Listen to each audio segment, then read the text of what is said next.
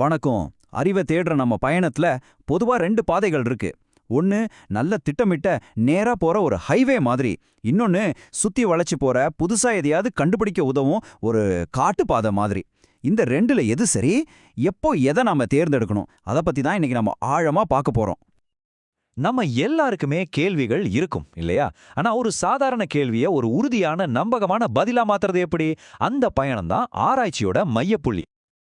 இன்னைக்கு நம்மளோட பயணம் எப்படி இருக்க போகுதுன்னா, முதல்ல அந்த 2 பாதைகள் என்னன்னு பார்க்க போறோம். அப்புறம் ஒவ்வொன்னுக்குள்ளேயும் போய் அது எப்படி வேலை செய்யுதுன்னு புரிஞ்சுக்க போறோம். கடைசியா 2யும் ஒப்பிட்டு பார்த்து உங்க கேள்விக்கு சரியான பாதையை எப்படி தேர்ந்தெடுக்கிறதுன்னு முடிக்க போறோம். வாங்க ஆரம்பிக்கலாம். முதல் பகுதி அறிவின் இரு பாதைகள். இங்கதான் நாம இந்த 2 பாதைகளோட அடிப்படை கருத்துக்களை புரிஞ்சுக்க போறோம். இத இப்படி யோசிச்சு பாருங்களேன். அளவு சார்ந்த ஆராய்ச்சி, அதாவது குவான்டிடேட்டிவ் ரிசர்ச், ஒரு நேரா தெளிவா போட்ட ஹைவே மாதிரி. இலக்கு என்னன்னு நமக்கு முன்னாடியே தெரியும். ஆனா பண்பு சார்ந்த ஆராய்ச்சி, அதாவது குவாலிட்டேட்டிவ் ரிசர்ச், ஒரு புது இடத்தை கண்டுபிடிக்க போற மாதிரி, வளைஞ்சு நெளிஞ்சு போற ஒரு ட்ரெயில். அந்த பயணத்துல நாம பார்க்குற விஷயங்கள் தான் அடுத்தடி எங்க வைக்கணும்னு தீர்மானிக்கும். இப்போ இந்த 2 படங்களையும் நல்லா கவனிங்க. இடது பக்கம் ஒரு கை நேரா ஒரு படிக்கட்டை வரையுது. இதுதான் அளவு சார்ந்த ஆராய்ச்சி. வலது பக்கம் ஒரு கை சுழலா ஒரு பாதையை வரையுது. இது பண்பு சார்ந்த ஆராய்ச்சி. இந்த 2 உருவகங்களும் தான் நம்மளோட முழு இலக்கத்துக்கும் வழிகாட்டியா இருக்க போகுது. சரி, வாங்க நம்மளோட முதல் பாதையில, அந்த நேர்கோட்டு பாதையில பயணிக்கலாம். ஞாபகம் இருக்குல்ல, இது ஒரு கட்டமைக்கப்பட்ட கணிக்கக்கூடிய பயணம். அளவு சார்ந்த ஆராய்ச்சியோட அடிப்படை தர்க்கமே இதுதான். அதாவது நம்ம கிட்ட ஏற்கனவே ஒரு தியரி இருக்கு. உதாரணத்துக்கு, தினமும் உடற்பயிற்சி செஞ்சா பிளட் பிரஷர் குறையும்னு ஒரு பொதுவான கருத்து இருக்குன்னு வச்சுப்போம். அதை ஒரு குறிப்பிட்ட குரூப்ல டெஸ்ட் பண்ணி அது உண்மையா இல்லையான்னு பார்க்கறது. இது பொதுவானதிலிருந்து குறிப்பிட்டதை நோக்கி போகுது. இந்த செயல்முறை ஒரு அசெம்பிளி லைன் மாதிரி, ஒன்னு முடிஞ்சதும் அடுத்ததுன்னு வரிசையா நடக்கும்.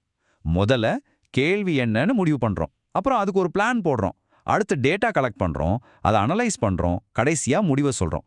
ஒவ்வொரு ஸ்டெப்பும் அடுத்த ஸ்டெப்புக்கு வழிவகுக்கும். இந்த ஃப்ளோ சார்ட்டை பாருங்க, உங்களுக்கு இன்னும் தெளிவா புரியும். அம்புக்குறிகள் எல்லாம் ஒரே டைரக்ஷன்ல போகுது. இங்க இருந்து பின்னாடி போகவோ இல்ல பாதையை மாத்தவோ முடியாது. இதுதான் இந்த நேரான ஹைவே உருவகம். இப்போ 2வது பாதைக்கு வருவோம். வட்டப்பாதை. இங்க நம்மளோட அணுகுமுறைய மாறப்போகுது. இதுல நெகிழ்வுத்தன்மையும் புதுசா கண்டுபிடிக்கிறது தான் முக்கியம். பண்பு சார்ந்த ஆராய்ச்சி இதுக்கு அப்படியே ஆப்போசிட். இங்க நாம ஒரு தீரியோட ஆரம்பிக்கிறது இல்ல. அதுக்கு பதிலா சில குறிப்பிட்ட அனுபவங்களையோ கதைகளையோ கேட்டு அதிலிருந்து ஒரு பொதுவான கருத்தையோ இல்ல ஒரு புது தியரியையோ உருவாக்குறோம். இது குறிப்பிட்டதிலிருந்து பொதுவானதை நோக்கி போகுது. அதாவது புதுசா ஒன்ன கண்டுபிடிக்கிறோம். இத விளக்கறதுக்கு ஒரு அருமையான மேற்கோள் இருக்கு.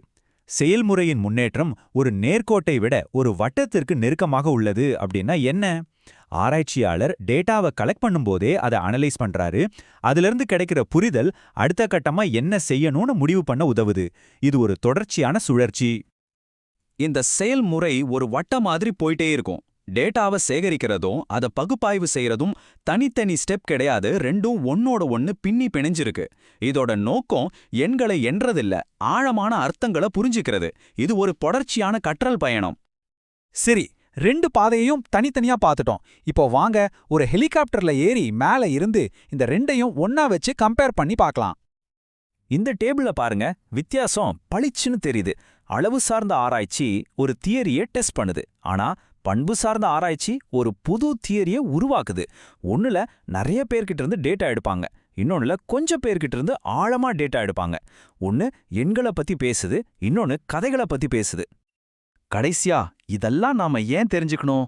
ஏன்னா சரியான பாதையை தேர்ந்தெடுக்கிறது தான் சரியான பதிலை கண்டுபிடிக்கிறதுக்கான முதல் படி. இதுதான் இந்த முழு விளக்கத்தோட மையச் செய்தி. இது 2 அணுகுமுறைக்குமான போட்டி கிடையாது. உங்க கேள்விக்கு எந்த பாதை பொருத்தமா இருக்குங்கிறது தான் முக்கியம். உங்க கேள்விதான் உங்க காம்பஸ். அப்போ எப்போ எதை யூஸ் பண்ணணும்? ஒரு மருந்து ஆயிரக்கணக்கான மக்கள் மேல எப்படி வேலை செய்யுதுன்னு டெஸ்ட் பண்ணணும்னா உங்களுக்கு அளவு சார்ந்த ஆராய்ச்சி, அதாவது அந்த நேர்கோட்டு பாதை தேவை. ஆனா ஒரு குறிப்பிட்ட நோயோட வாழ்ற மக்களோட அனுபவங்களை புரிஞ்சுக்கணும்னா உங்களுக்கு பண்பு சார்ந்த ஆராய்ச்சி, அதாவது அந்த வளைஞ்சு போற தடம் தேவை. ரெண்டுமே பவர்ஃபுல் டூல்ஸ் தான், ஆனா வெவ்வேறு கேள்விகளுக்கானது. இந்த விளக்கத்தை முடிக்கும்போது இந்த கேள்வியோட உங்களை விட்டு போறேன். உங்க வேலை, உங்க சமூகம், உங்க வாழ்க்கை, இதுல நீங்க பார்க்குற கேள்விகளை பத்தி யோசிச்சு பாருங்க. எந்த கேள்விகளுக்கு கட்டமைக்கப்பட்ட எண் சார்ந்த பதில்கள் தேவை, எந்த கேள்விகளுக்கு ஆழமான கதை சார்ந்த புரிதல்கள் தேவை. சரியான பாதையை தேர்ந்தெடுக்கிறது தான் அறிவை நோக்கிய பயணத்தோட முதல் படி.